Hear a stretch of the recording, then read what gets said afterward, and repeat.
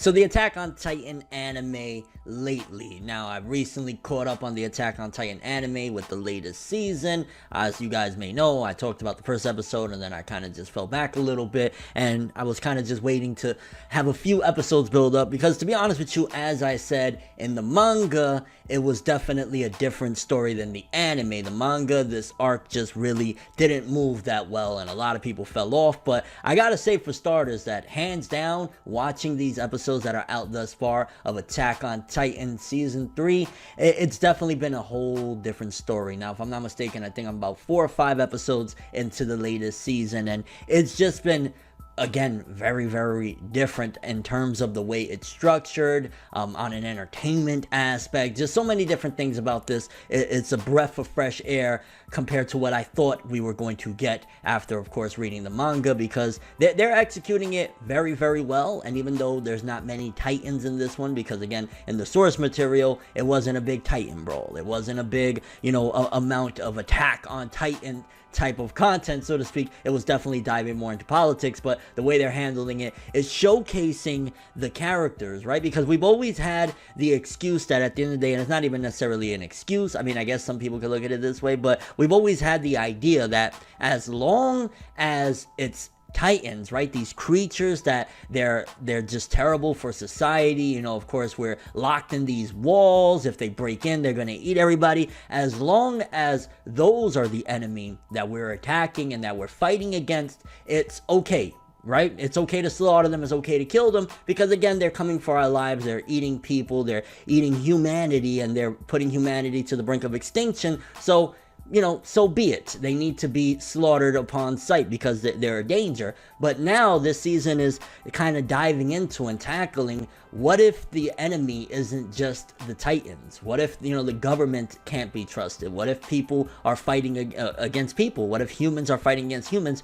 What do you do then? The morale, the moral complexities of this one definitely is showcasing where the characters are headed, seeing how they react to not just killing Titans, but actually having to kill their own peers, their own, they may be in different sections, but they're all, again, a part of the same group that's supposed to be protecting humanity. So definitely seeing the characters and where they're going with this, and kind of diving down a dark rabbit hole for a lot of them is very interesting. Starting off, let's talk a little bit about Armin. We got to see Armin for the first time kill a human and how it affected him, because Armin, no matter what, he's always been a very timid, very shy, very just laid back and nice guy, right? He's always been a very cool kid or whatever, and to see what he had to do and see how it's affected him in a crazy way, it's definitely going to be telling to see where Armin plays out from here moving forward, because he had to kill somebody, because John pretty much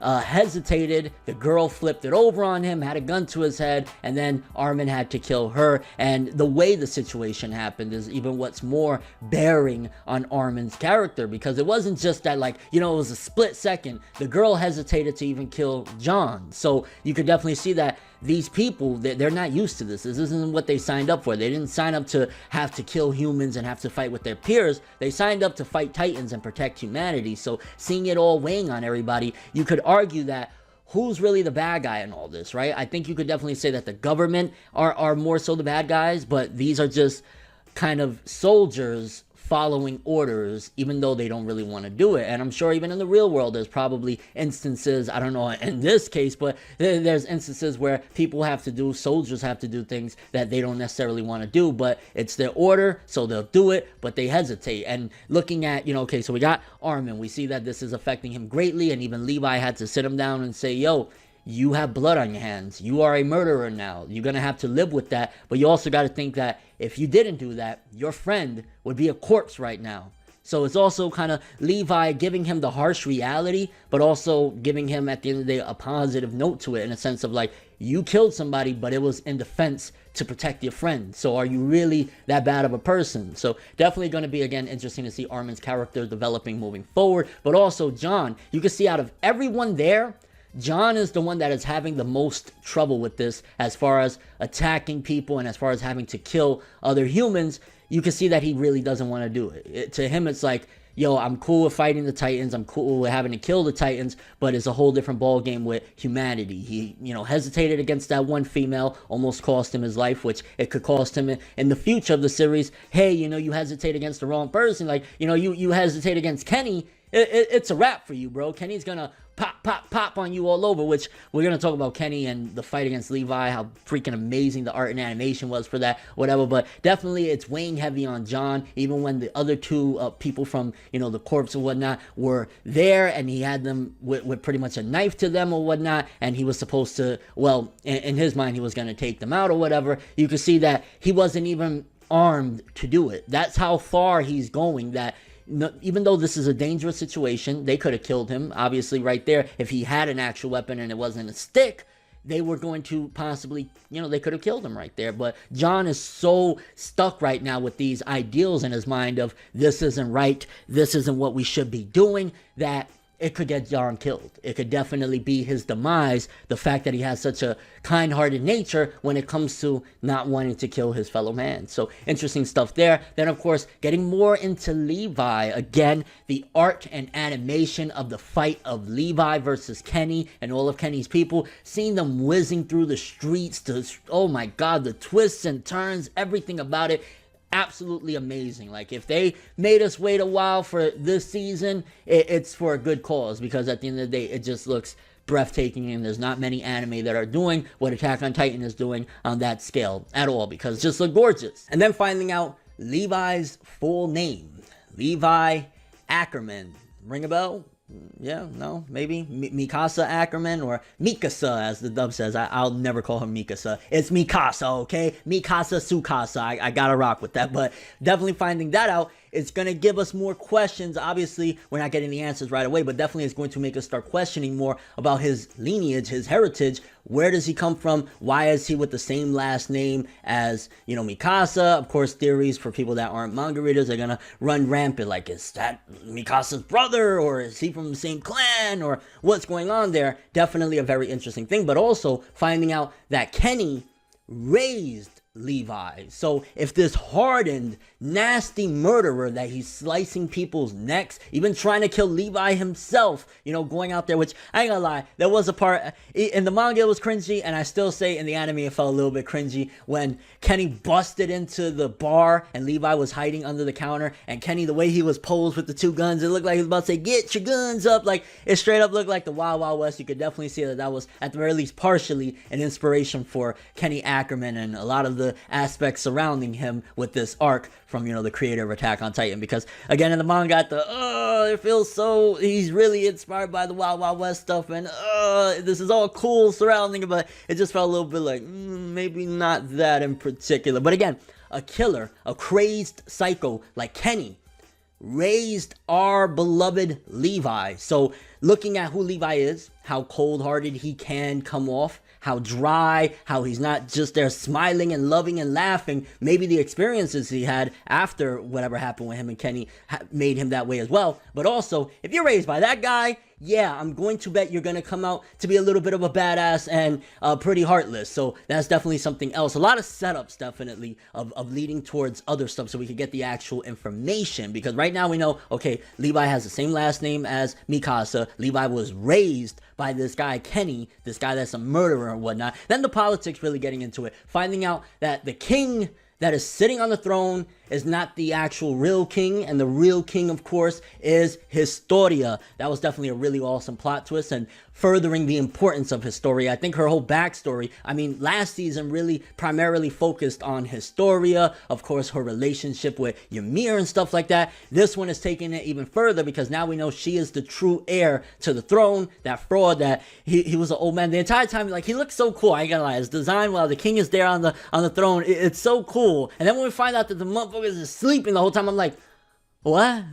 What? He's been sleeping the whole time. So definitely they had a very big facade going on right there. And I think the plan that Erwin set up was genius. Seeing that Pixies, at the end of the day, a lot of these things that they're doing are gambles. It's all a gamble at the end of the day, because Erwin, if things didn't go accordingly, if the government right then and there didn't say, you know what, close down things now, we don't care however many people die, we gotta protect us in here, Pixies was gonna just let them drag Erwin off and kill him right there. It was the fact that things went accordingly, and Erwin really believing that the government is going to be that way is what set things off. But again, I think this season is taking a different approach, because again, it's very political and whatnot, but it's really diving into these characters that for a couple seasons now, especially the first season, everybody said that one of the problems with Attack on Titan is these characters felt one-dimensional. It's like, this character is the jokester, this character is the Avenger, this character. So if that was the case for the first couple of seasons, this one is really diving into,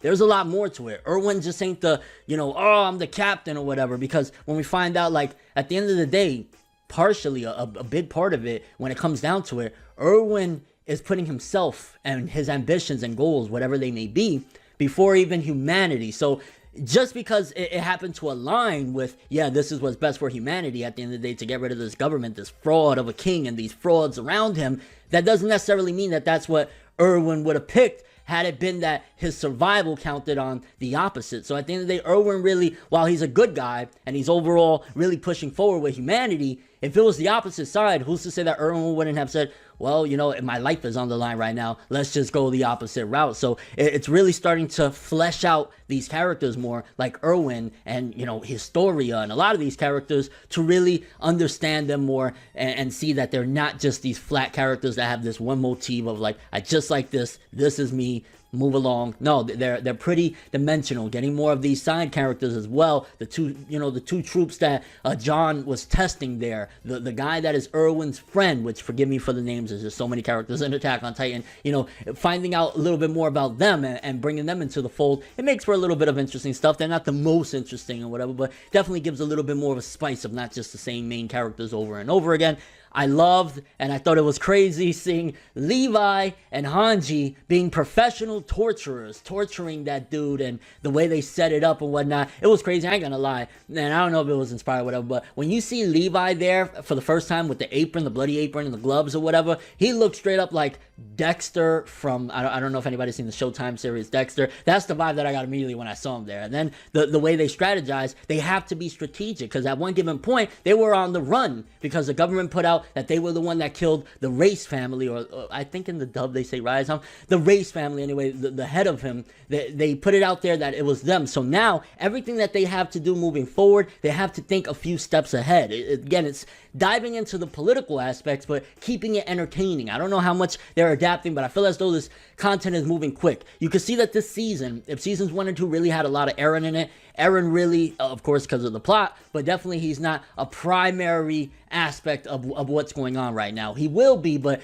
in the beginning of the season, at the very least, you can see that he's just gagged up and tired and not doing too much. So it's giving us a break from the main character, for better or worse. I don't think that Eren is one of those, you need him on the screen to keep things entertaining and keep things flowing. Thankfully, the way Attack on Titan is structured, we have so many characters surrounding the main character that can hold their own and keep things afloat. So it's not that much of a dire thing. And to be honest with you, I gotta say, I am pleasantly surprised that this season of Attack on Titan is holding its own. It's not a dip. It's not boring. It definitely isn't at the same type of scale of the first 2 seasons, in terms of, like, we're not advancing of big, things against the Titans, and we don't have any more of the Colossal and Armor Titan, but the backstories and what they mean to the overall grand scheme of things is what we're diving into with this season. And I gotta say that Attack on Titan is definitely doing its thing. It's definitely moving forward, and I'm really enjoying this season, surprisingly. I thought that this season I was going to be like,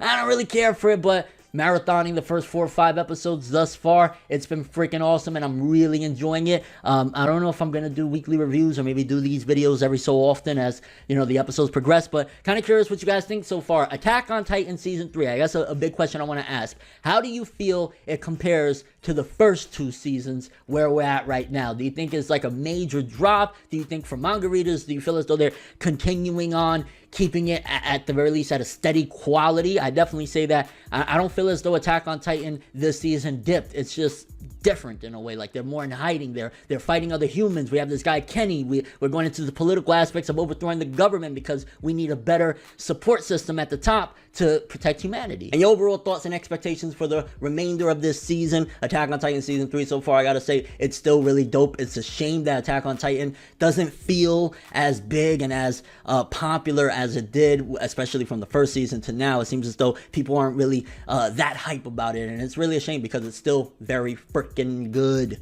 But that is all I have for this one. Thanks for watching. Hope you enjoyed. If you liked anything I had to say or enjoyed the video, drop me a like. I'd greatly appreciate it. And if you want more from me, make sure to subscribe, follow me on Twitter, Instagram, and hit the bell to get all notifications. Of course, if you want to check out other social media of mine, in the description below. I'm ForneverWorld, and as always, people, have an awesome day. And remember the golden rule: anime and manga for life, boy. Bow. Have an awesome day. We making major moves, laugh and let the haters lose. We don't give a fuck, virginity intact, queen stack. Paper rules, if you heard it, best